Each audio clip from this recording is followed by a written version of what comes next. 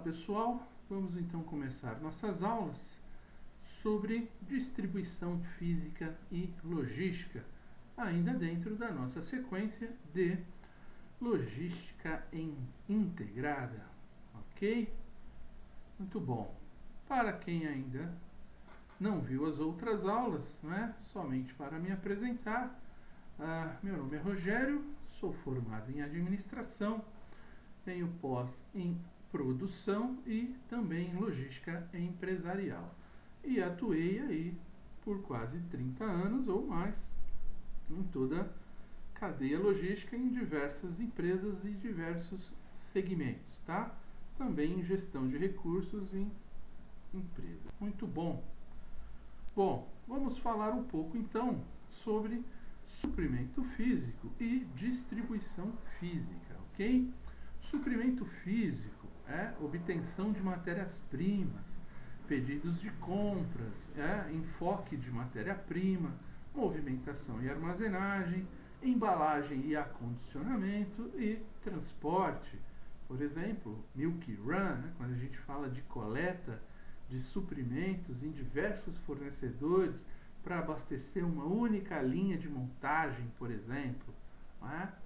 Distribuição física, né? Produção e entrega, pedidos de clientes, estoques de produtos acabados, movimentação e armazenagem, embalagens e acondicionamento, transporte e distribuição. Não é? Transporte aqui no caso, se for veículos de coleta, né? Onde você concentra as cargas por cliente ou por região, e a distribuição, aquela distribuição capilar, aquela distribuição na cidade, nos pontos de venda, né, de acordo com o horário de recebimento e as características de cada cliente, as exigências de cada mercado. Ok? Muito bom. Ainda com o mesmo enfoque, os mais importantes fluxos são o fluxo físico dos produtos, a movimentação física das mercadorias, ok? Como eu faço essa movimentação de materiais, de produtos acabados, enfim, de acondicionamento até o fornecimento ou a disponibilização no ponto de venda. O fluxo de informações, a administração da operação, todas aquelas informações que podemos trocar entre tecnologias de informação, ok? O fluxo dos recursos, né? Quais são os recursos que iremos disponibilizar nas operações logísticas, instalações, equipamentos, veículos de movimentação e transporte, por exemplo, tá? Alguns exemplos aí do fluxo de recursos envolvidos. Cadeia de suprimentos, né? Fluxos entre fornecedores, empresas, centro de distribuição e clientes. Tudo isso compõe uma cadeia, tudo isso são elos, não é? Entre as empresas e fornecedores. Desde a extração do produto mineral, vamos dizer assim, até a entrega do produto industrializado, né? Que sofreu processos de transformação até virar um produto final. O ciclo do pedido também está embutido nessa cadeia de suprimentos, não é? Que é a recepção, a produção e a entrega. São fluxos, né? São elos que se interrelacionam, que se complementam, que têm integração uns com os outros, ok? E aí, então, por isso, nós temos um enfoque sistêmico. O enfoque sistêmico baseia-se no próprio conceito de sistema, deve ser abordado de forma global. Um sistema, o que são várias informações que se integram, que fluem dentro dos mesmos canais e que tem várias portas de entrada e várias portas de saída. O que um sistema faz? Um sistema, ele organiza essas informações, todos aqueles fluxos, então, que falamos lá, de serviços, fluxo físico, de recursos, de sistema, tudo isso compõe um grande sistema, com todos os as características e essas observações de recursos envolvidos, não é? De fluxo de pedido, de fluxo de suprimento. Tudo isso é um único sistema, né, que nós podemos chamar de cadeia logística. A interdependência de processos logísticos, ou seja, a dependência que um tem do outro. Cada elo está ligado a um outro, a um próximo, né, na cadeia logística. E quando um dos elos quebra, toda a cadeia logística é comprometida, seja dentro de um elo de suprimentos ou dentro de um elo de fluxo de produtos acabados, né, de atendimento ao B2C, ao consumidor, ok? Distribuição afeta estoques, não é isso? Então, quando nós temos um processo de distribuição incompetente, não ajustado, né, não correto, você ou terá estoques de mais ou estoques de menos, o que causará interrupções, custos maiores, o que causará muitos problemas na cadeia logística como um todo, ok? Política comercial também afeta estoques e distribuição. É aquela política que é definida pela empresa, quais são os mercados que ela vai atuar, não é? Quais são o tipo de cliente que ela quer abordar. Isso afeta diretamente na administração de saldos, de estoque, de reposição, não é? De canais de distribuição, de tipo de distribuição, de veículo, enfim, de horário, né? A política comercial ela está diretamente ligada ao planejamento estratégico da empresa, que vai afetar toda a empresa, né? Todos os processos da empresa, inclusive estoques e distribuição. A localização de armazéns afeta estoques, né? Afeta a distribuição, afeta atendimento de pedido, afeta o ciclo do pedido, né? O tamanho do prazo, do lead time de entrega, enfim.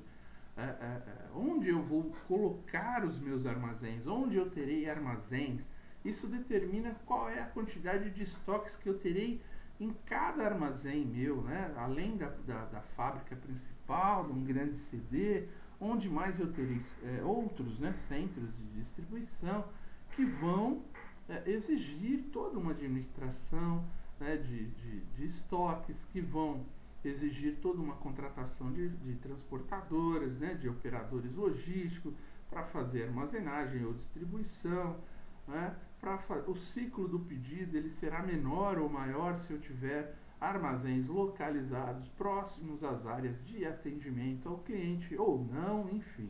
Tudo isso faz parte de um enfoque sistêmico, ok? Otimização de um segmento não garante a otimização total e o rendimento do sistema deve ser avaliado de forma global, ou seja, eu tenho dentro da mesma fábrica, às vezes, do mesmo fornecedor, do mesmo cliente, vários segmentos de atendimento, né? Eu posso atender, por exemplo, automobilísticas e a mesma empresa pode atender utilidades domésticas, o mercado de utilidades domésticas, né? Então, assim, quando você atua nos dois mercados, o fato de você ter um dos segmentos muito bem otimizados, muito bem organizado, não quer dizer que o outro também será, né? Um mercado tem um comportamento diferente do outro. Então você precisa ter políticas bem definidas, cada uma à sua característica, ao seu mercado, não é isso? Muito bom. Então, quando nós falamos de custo global, né, custo de logística global, é o que temos que levar em consideração. Os custos também não podem ser vistos de forma isolada, né, como se fossem elementos independentes, quando já se verificou que a interdependência é total. Assim, todos os custos importantes do processo devem ser identificados e considerados, e qualquer análise deve basear-se segundo a nova ótica, nesse custo global de logística. Então, o que nós estamos fazendo aqui? Tratando o nosso sistema, o nosso processo total como único, não é? Mesmo que eu tenha cadeias diferentes e que isso interfira na administração, na gestão, no preço do produto, em outras características, em outros processos. Você tem que apurar qual é o custo total da sua logística, o custo global dos processos logísticos como um todo, para a valorização da sua operação, para identificar possibilidades de ganho, enfim, e outras informações mais que forem necessárias, ok? Legal. O que são trade-offs? Usamos de vez em quando essa denominação aí para a gente fazer comparações, compensações, né? O que é isso? Né? A partir do conceito de custo logístico global, desenvolve-se naturalmente a ideia do trade-off, que se baseia no conceito simples, porém fundamental, de que pode haver aumento de custo de um lado, desde que se tenha uma redução maior de outro. São as chamadas compensações de custos, não é? Falamos bastante disso quando falamos principalmente de administração de materiais. Quando nós compramos um material por um preço de promoção, numa quantidade maior do que a de uso comum, esse preço, esse desconto que vamos obter, ele tem que ser maior do que o custo do dinheiro parado no mercado naquele período que aquele estoque deverá ser consumido. Isso é um trade-off, uma compensação. Eu tenho que fazer cálculos para saber se a minha operação logística, o meu custo logístico global, ele é bom, né, na minha operação logística, qual é esse número, e se eu terceirizar, o que eu vou ganhar com isso, né? E aí fazer as compensações, não só dos custos diretos e quantitativos, como também dos qualitativos, não é? O que eu vou ganhar, o quanto eu vou incrementar, o quanto eu vou crescer as minhas vendas, não é? E com isso, o quanto eu terei de lucratividade futura, enfim. Essas compensações, elas têm que ser quantitativas e qualitativas, ok? Isto conduz à observação de que baixar custos de um segmento do sistema nem sempre é uma boa solução, pois isso pode significar aumentar demais de outro lado, ok? Aquilo que falamos sobre redução de custo, nem sempre o custo é a maior procura, aquilo que é importantíssimo o custo, mas nem sempre ele é o mais importante, porque, conforme dito aqui, às vezes uma redução em uma linha, um segmento, um mercado, eu reduzo um pouco o custo ali, mas essa decisão ela acaba impactando em outro processo, em outro fluxo. E aí a compensação, quando você pratica as compensações, os trade-offs, uma comparação, você não chega a um resultado positivo, ok? A redução dos custos de um componente se justifica desde que o custo logístico global também fique menor.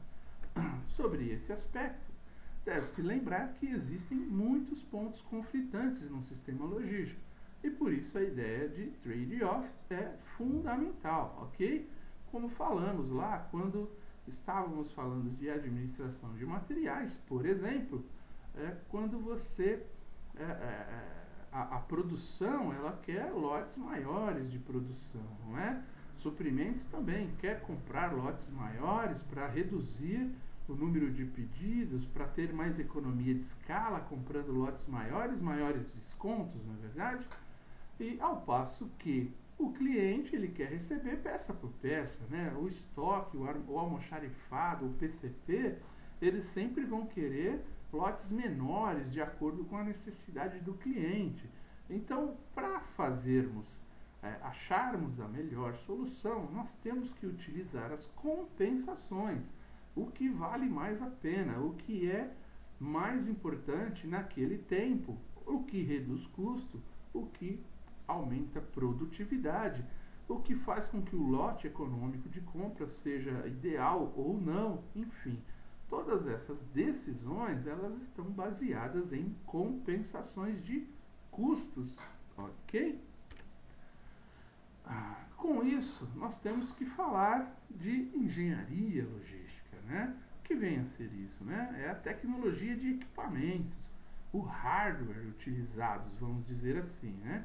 E chamamos aqui de hardware não só os equipamentos que vão suportar a tecnologia de informação, mas também todos aqueles equipamentos de movimentação, armazenagem, não é? Troca de informações, tudo de equipamento que precisamos dentro da logística, né? Tudo isso faz parte de você desenhar um processo de engenharia mesmo, né? De construção, de identificação dos melhores caminhos, dos melhores meios, dos melhores recursos, ok?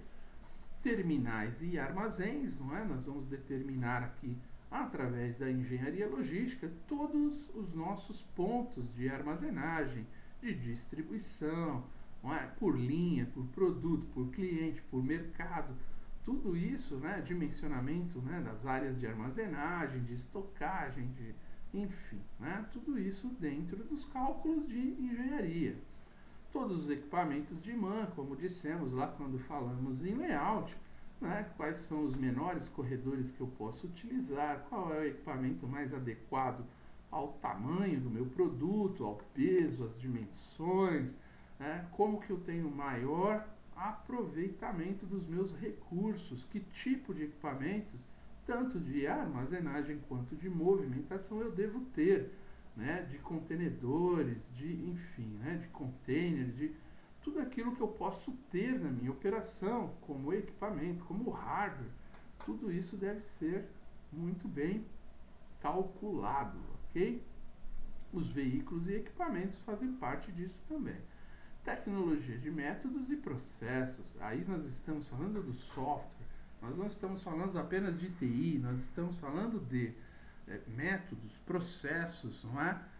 Quando acaba um ciclo, como esse ciclo funciona, como ele está ligado, né? Interligado a outro ciclo, né? O ciclo de suprimentos, o ciclo de produção, o ciclo de distribuição, né? O ciclo de venda e revenda e ponto de venda, enfim. Tudo isso faz parte de um sistema, não é? Enfoque sistêmico, lembram? A gente acabou de ver num slide anterior. Políticas de estoque, não é? Metas para prazos de entrega, fundamental, não é? Quando a gente fala em políticas de estoque, a gente tem um determinado nível de entrega com determinados prazos e a gente coloca os nossos KPIs, as nossas metas, não é? Como pretendemos atingir essas metas e melhorar o relacionamento com os nossos clientes. Nível de descentralização, não é? O quanto eu vou descentralizar, quantos armazéns, quantos CDs eu terei, não é? Qual que é o nível de giro do meu estoque ideal, onde não vai faltar e também não vai sobrar produto, não é? Flutuações de estoque em alterações de demanda, todos aqueles cálculos que aprendemos nas aulas de PCP, por exemplo, para as previsões de demanda, né? Demanda exponencial suavizada, demanda média ponderada, enfim, toda essa flutuação de sazonalidade né? Nas previsões de vendas, no dimensionamento dos estoques, ponto de reposição, estoques de segurança, estoques mínimos, não é? Estratégia de distribuição e transportes, não é? Qual que é a estratégia utilizada? Eu vou fazer entregas diretas do meu ponto, né? Seja ele um CD, seja ele um operador logístico, eu vou fazer entregas pulverizadas, capilarizadas, qual é a minha estratégia de distribuição? Quais são os canais de distribuição que eu utilizo? Que tipo de transportes, que tipo de veículo, né? Quais são as exigências dos meus clientes, mercadoria unitizada ou não, enfim, tudo isso faz parte da engenharia logística, do desenvolvimento de métodos e processos, ok? Organização espacial das zonas de distribuição, análise dos canais de distribuição, não é? Por região, por sub-região, por ruas, por espaços, não é? como que eu administro, como que eu gerencio toda essas informações e como eu extraio daí, né, como eu tenho, como obter ganhos em escala, ganhos em custos, ganhos em qualidade de processos, em atendimento aos clientes, ok? O dimensionamento das áreas de atendimento, de distribuição, não é? Direta via CDs, aquilo que eu atendo diretamente dos meus centros de distribuição, por exemplo, os pedidos maiores, aqueles que você consegue otimizar o frete, carregar um veículo único para aquela entrega, ou aquele planejamento de rotas, não é? Fixas, com frequências e volumes, quando são pedidos menores, não é? Como que eu organizo a minha frota, como que eu roteirizo as entregas, não é? Qual é o padrão de atendimento para cada tipo de região, qual é o prazo de entrega, qual é o horário de entrega, que tipo de modais eu vou utilizar, se eu vou utilizar avião, se eu vou utilizar terrestre, né, os caminhões, se eu vou utilizar dutos, se eu vou utilizar ferroviário, enfim, qual é o modal ideal que cumpra aquele prazo naquela quantidade para aquele cliente, no menor custo e na maior agilidade possível. Quantos centros de distribuição eu terei, qual é a localização, não é? Projeto e dimensionamento de cada CD, não é? Levando em consideração o planejamento estratégico da própria empresa, qual é o crescimento previsto para os próximos anos, quais são os novos mercados, os novos produtos, os lançamentos. Eu tenho que dimensionar o armazém levando em consideração todas essas informações, né? Tudo isso é conseguido através de engenharia logística, de cálculo, de construção logística, ok? Operação dos CDs, né? Como eu terei, como eu colocarei, como eu vou dispor os recursos, né, humanos, tecnológicos, enfim, né, gerenciais dentro desses armazéns. Dimensionamento e composição da frota, roteirização, já falamos tudo isso, monitoração e acompanhamento operacional, entre outros, né, os KPIs aqui, qualitativos, quantitativos, gestão, né, tecnologia de informação, enfim, tudo que está envolvido no dimensionamento da distribuição, ok? Com o uso concomitante do hardware e do software, ou seja, de equipamentos e de inteligência, né?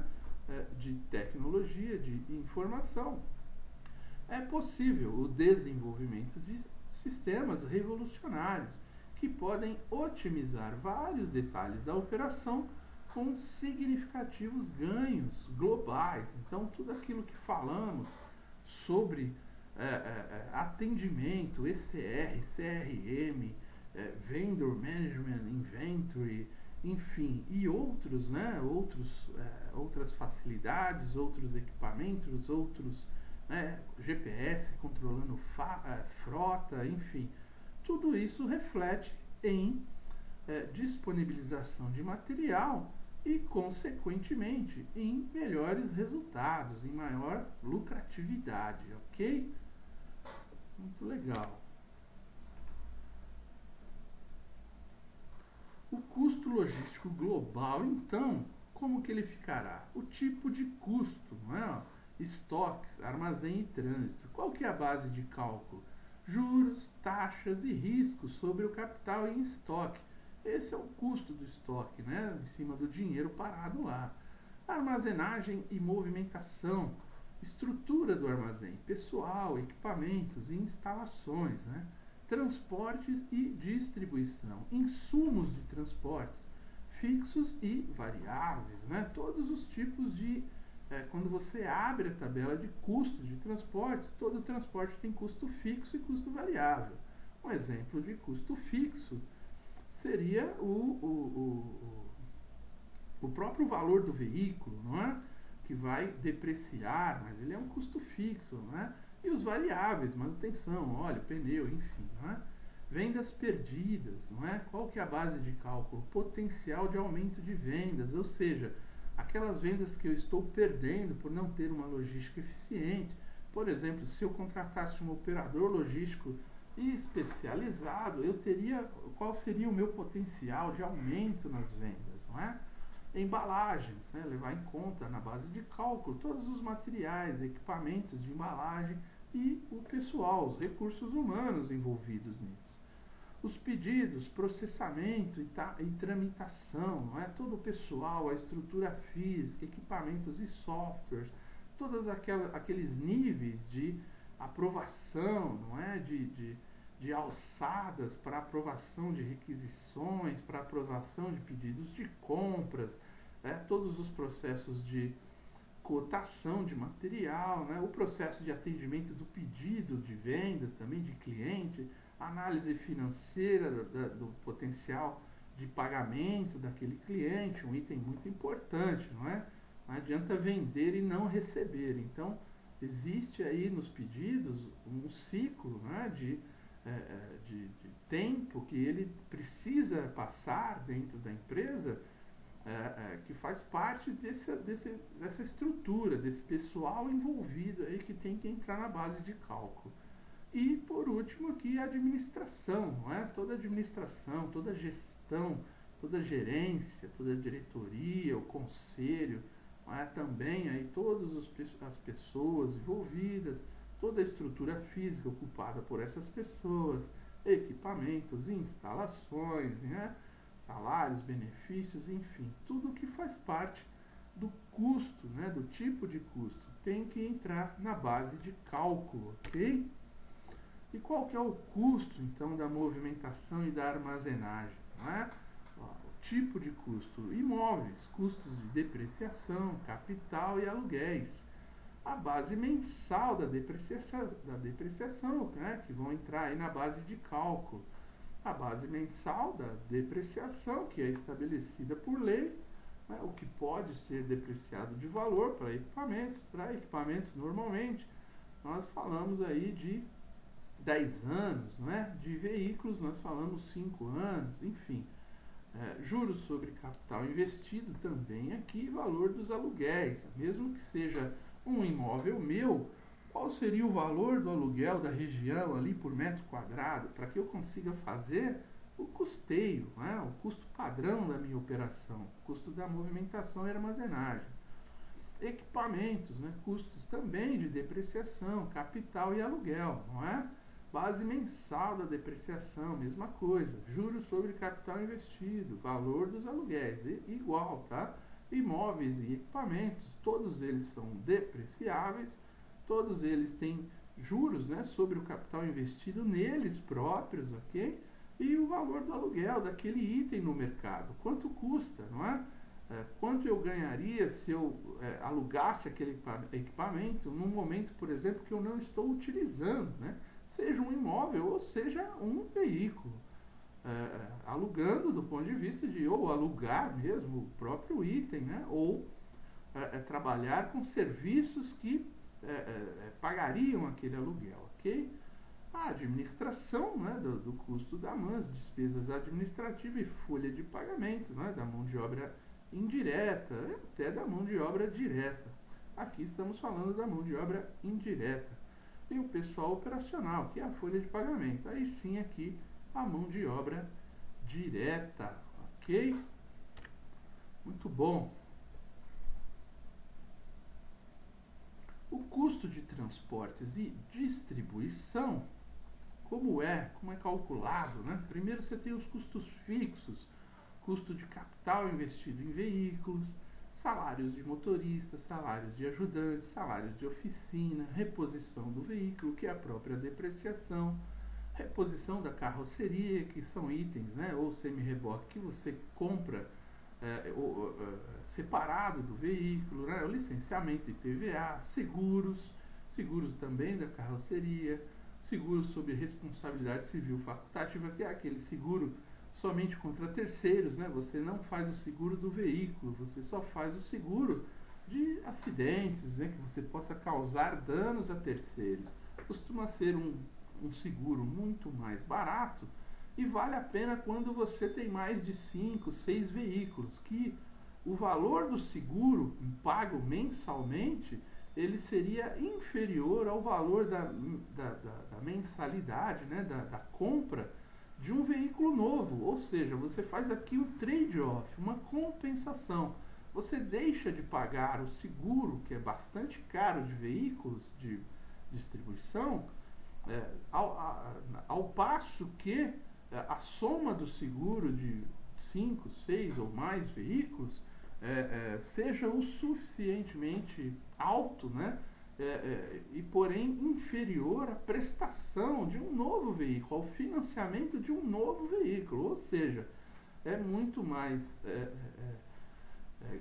proveitoso que você faça o financiamento de um novo veículo caso ocorra a perda de um veículo, né? A perda total ou o roubo, né? De um furto de um veículo. Uma nova prestação de um veículo novo compensa mais do que pagar o seguro da frota, por exemplo, ok? Isso é só um exemplo de compensação, de trade-off. Os custos variáveis. Quais são os custos variáveis, né, dentro do custo de transporte? Peças, acessórios e material de manutenção, combustível, lubrificantes, lavagens e graxas, pneus e recauchutagens. Tudo isso é custo variável, ou seja, é custo que você faz por quilômetro rodado, não é?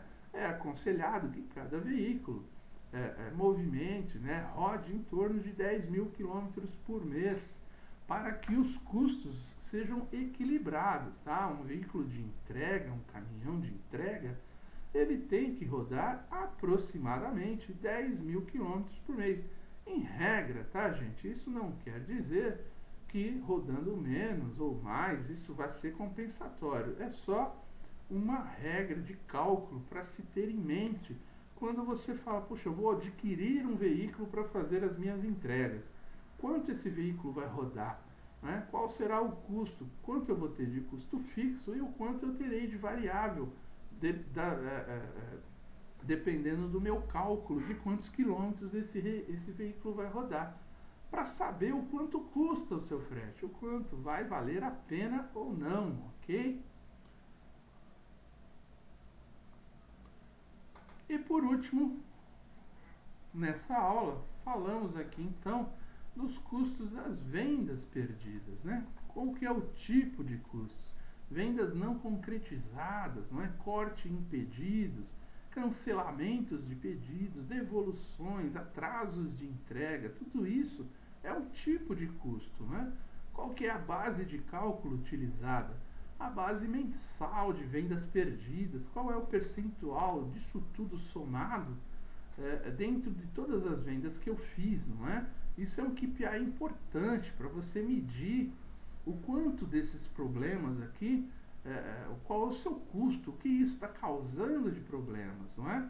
Uma outra forma de medir é o lucro líquido para novas receitas, não é? Ou seja, qual é o percentual do lucro líquido sobre as receitas, para você medir o quanto você tem de retorno sobre as receitas, não é? Retorno sobre o lucro, para você entender qual é o ganho financeiro que você tem nessa história toda, ok?